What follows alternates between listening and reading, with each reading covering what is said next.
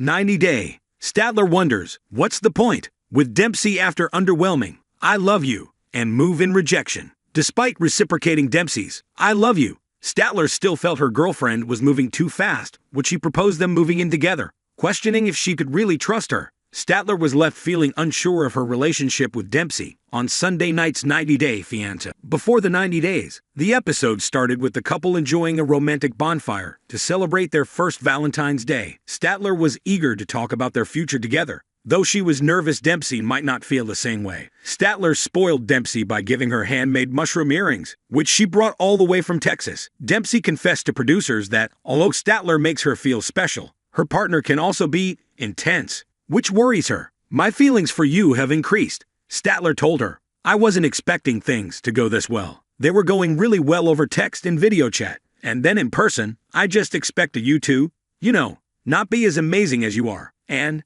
I love you. 90 Day. Statler is in love, but Dempsey is hitting the brakes after moving too quickly. After a pause, Dempsey responded, "Yeah, I also love you." From there, Statler sprung the news that she wasn't planning on renewing her lease back in the US, and that the next step in her mind was her moving to England so the two of them could live together. But Dempsey wasn't entirely on board with the plan. "I do love you and I do really feel strongly for you," she began, "but I just think that we should take things slow and not move in with each other so quickly. I just have rushed in the past also, and it's just not worked well for me for many reasons." She proposed that they start with Statler getting her own place just up the road and revisiting the idea in about 6 months or so, once we've known each other a little bit more. This came as a blow to Statler, who questioned why they needed more time. "When I'm in, I'm all in 100%, she said. "I can't really understand why Dempsey doesn't want me to move in with her," Statler said in a confessional interview. "She's okay with me moving to England and living somewhere else, but if we love each other and are trying to have a future together,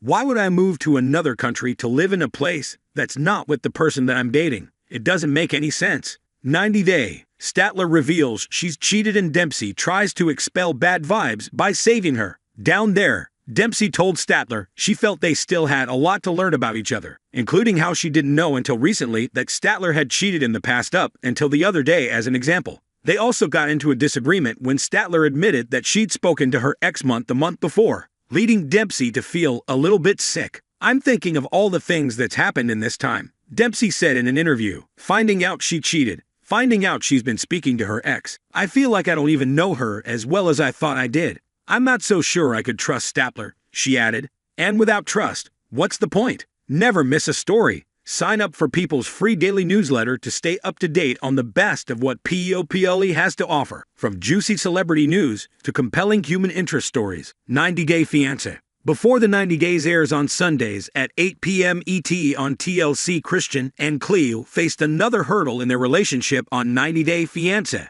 Before the 90 Days, on Sunday night's episode, the couple had to face each other in the aftermath of a bitter argument, despite the fact they'd had sex the previous night, when Christian claimed they didn't go all the way when asked by producers. This betrayal left Cleo feeling upset as she questioned whether he was embarrassed to be with her as a transgender woman. 90 Day. Christian's manipulation ruins romantic and passionate night making love with Cleo. Meanwhile, Christian felt extremely deflated. He shared that he sent Cleo a text that morning attempting to explain, but that she called him a manipulator and gaslighter, and asked if I was a psychopath. "It's just extremely upsetting that something that I feel is a very small situation that could be remedied with just some communication is really blown out of proportion," Christian said in an interview. "I'm not in a relationship with somebody to be anxious all the time, waiting on them to decide whether or not I'm an evil person or here for ulterior motives. I need to talk about things, because I can't go on feeling like this." Cleo, who has autism, asked her friend Jane to come back with her to the B&B for emotional support while she confronted Christian.